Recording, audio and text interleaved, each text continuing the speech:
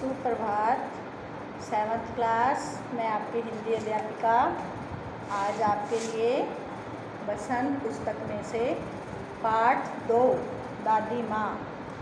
वैसे हमने एक बार क्लास में पढ़ लिया, अब इसकी रिवीजन करते हैं। तो आइए, पाठ 7 विषय हिंदी बसंत, पाठ 2 दादी माँ। इसके लेखक हैं शिव प्रसाद सिंह।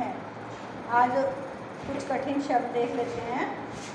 अनमना मतलब उदास मन। कभी कभी हमारा मन अनमना सा हो जाता है ना, तो यानी उदास हो जाता है। शुभ चिंतक, जो हमारे बारे में शुभ सोचते हैं, अच्छा सोचते हैं, वो कौन होते हैं? हमारे हितैषी। हित मैंने भलाई चाहने वाले हितैषी। जब हम पत्र लिखते हैं तो नीचे लिखते हैं ना, आपका शुभ चिंतक, आपका हितैषी, फिर अपना नाम। फिर है प्रतिकूलता, यानी अनुकूल न होने की स्थिति। अनुकूल न होने की स्थिति होती है जो प्रतिकूल होती है। फिर है कवार, बुक में है ना कवार लेसन में। तो भारतीय कैलेंडर के अनुसार जो बरसात का आखिरी महीना होता है उसे कवार मंथ कहते हैं। लाई यानी चावल का भुना हुआ दाना। तो हमने लेसन सारा दादी माँ पढ़ लिया था। अब हम इसके कुछ कठिन शब्द और कुछ इसके पूरा पाठ के बारे में थोड़ी जानकारी ले लेते हैं। इस पाठ में लेखक ने अपनी दादी माँ के बारे में बताया है कि वे कितनी दयालु थी। अपने अच्छे स्वभाव के कारण वे घर और बाहर दोनों जगह के लोगों को प्रिय थी।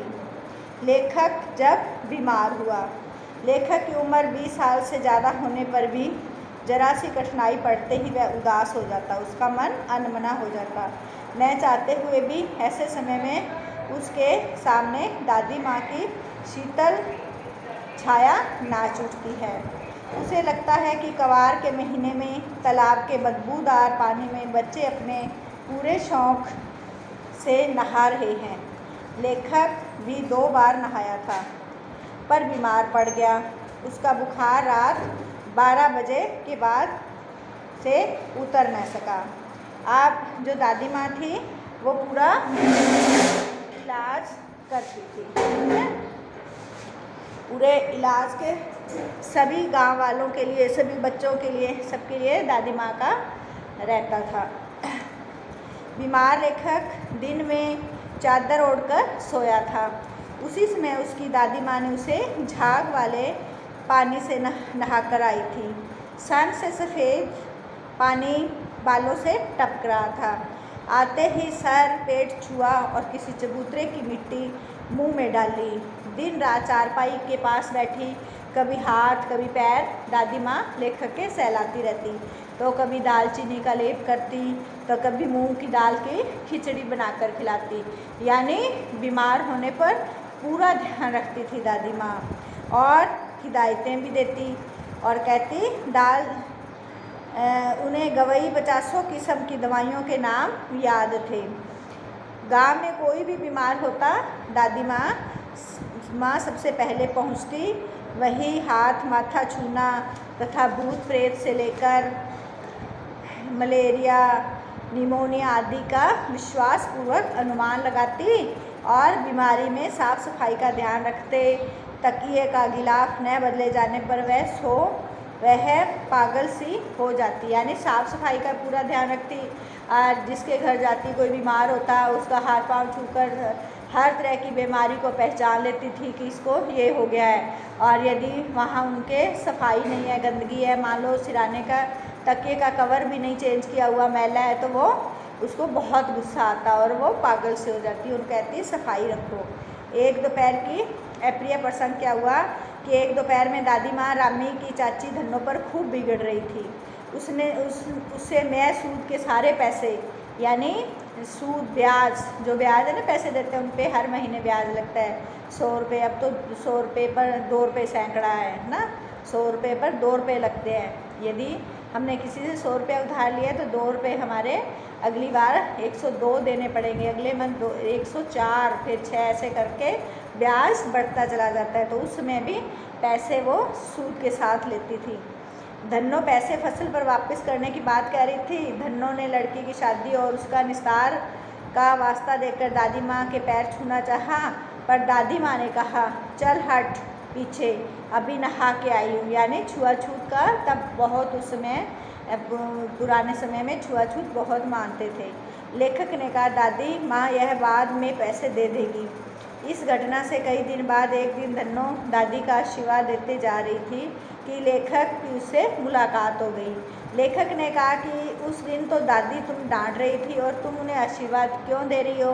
तो उसने बताया। धन्नो बोली, बेटा वह तो देवता है, देवता, उसके पीछे सभी, उसने मेरे पीछे के सारे रुपए माफ़ कर दिए हैं और बेटी की शादी के लिए भी 10 रुपये और भी दिए हैं।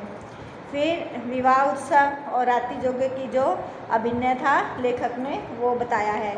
विवाह की रात में जब बारात चली जाती है तो औरतें रात भर जाकर अभिनय करती हैं, यानी नाटक करती हैं, जिसमें शादी से लेकर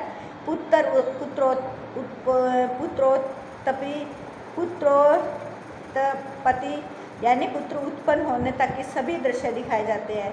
इसे सभी पार्ट महिलाएं ही करती हैं, यानी सारा नाटक में आदमी भी बनते हैं तो महिलाएं आदमी के पैंट शर्ट पहन लेगी, सिर पे पगड़ी बांध लेगी, धोती बांध लेगी ना, तो अभिनय सारा औरतें ही करती हैं और खूब मजाक हंसी ठिठोली चलती है। तो वहाँ पर किसी आदमी को नहीं रहने दिया जाता।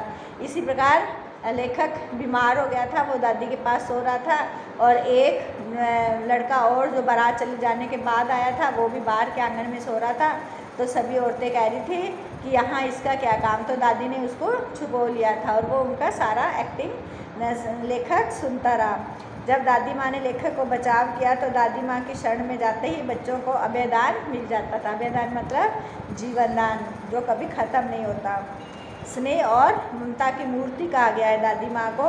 दादी को जीवन का गहन अनुभव था। दादी जी की मृत्यु के बाद यह समाचार संसार उन्हें दादाजी की मृत्यु के बाद यह संसार उन्हें झूठ की टट्टी मालूम होता था। उन्हें असली नकली शुभ चिंतकों की पहचान हो गई।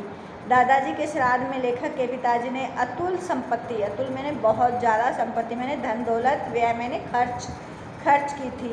दादी अकेली होने के कारण उदास रहने लगी। वे अपना अधिकांश समय पूजा पाठ में बिताने लगी। एक सुबह पिताजी और किशन भैया उदास बैठे थे। अब रुपए कोई उधार न देता था। कुछ लोगों के पिछले पैसे भी बाकी थे, यानी अभी देने थे। वे रोने से हो रहे थे। तभी दादी उनका माथा सहलाते हुए बोली, अभी तो मैं भी हूँ ही, यानी अभी मैं हूँ, मेरे रहते क्यों चिंता कर रहे हो? अपने बेटे का माथा सहलाते हुए दादी माँ ने कहा। यह कहकर उन्होंने दादाजी के लिए दिए हुए कंगन निकाले हुए देते हुए कहा, पुराने लोग सब आगा पीछा सोच लेते थे बेटा, यानी पुराने लोगों को पता था कभी कभी मेरे बच्चों पर विपत्ति आएगी, तो ये जो सोना बनाते हैं ना, इसलिए बनाते हैं कि वो संकट के समय काम आए, तो आगा पीछा देख लेते थे। किशन भैया का पत्थर लिए हुए लेखक का हाथ कांप रहा था।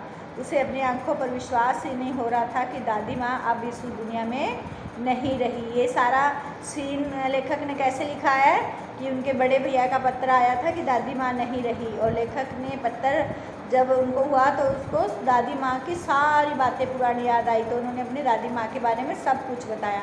तो बच्चों, आपने भी अपनी दादी माँ के बारे में सब कुछ लिखना है, कैसा उनका व्यवहार है, कैसे वो आपको प्यार करती हैं, कैसे पिताजी की सहायता करती हैं, कैसे विवाह शादी के काम संभालती है, कैसे गरीब लोगों की मदद भी करती हैं।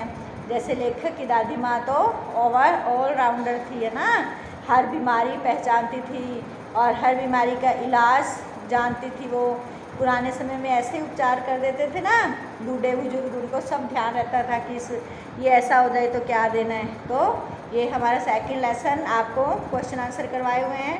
तो जिन बच्चों के नहीं किए हुए, वैसे तो सब ने कर लिए थे, कुछ लोग बच्चों ने कॉपी चेक नहीं करवाई, तो उनका ध्यान नहीं कि उन्होंने कैसे लिखे। 2 बच्चे अपने शब्दों में भी लिख लेंगे, बिल्कुल आसान क्वेश्चन है।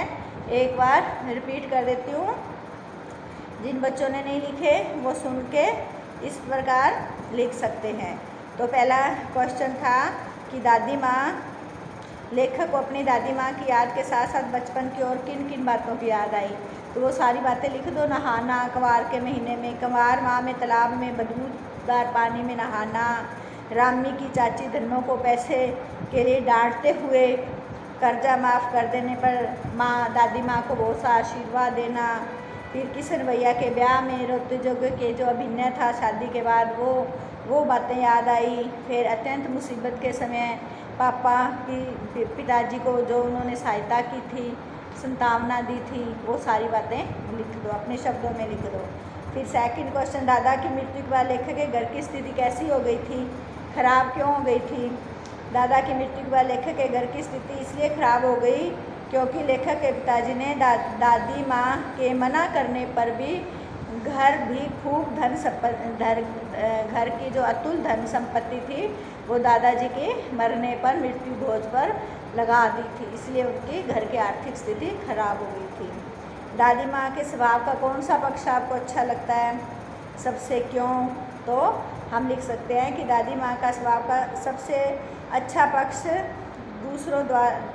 दूसरों की मदद करना और समय समय पर पैसे मदद करती थी, रुपए पैसे न मिलने पर डांटती थी, उसका कर्ज माफ़ कर उन्हें पुनः सहायता देती थी। तो ये सारे क्वेश्चन आप लिख लेना। आज की वीडियो इतने ही। बाय।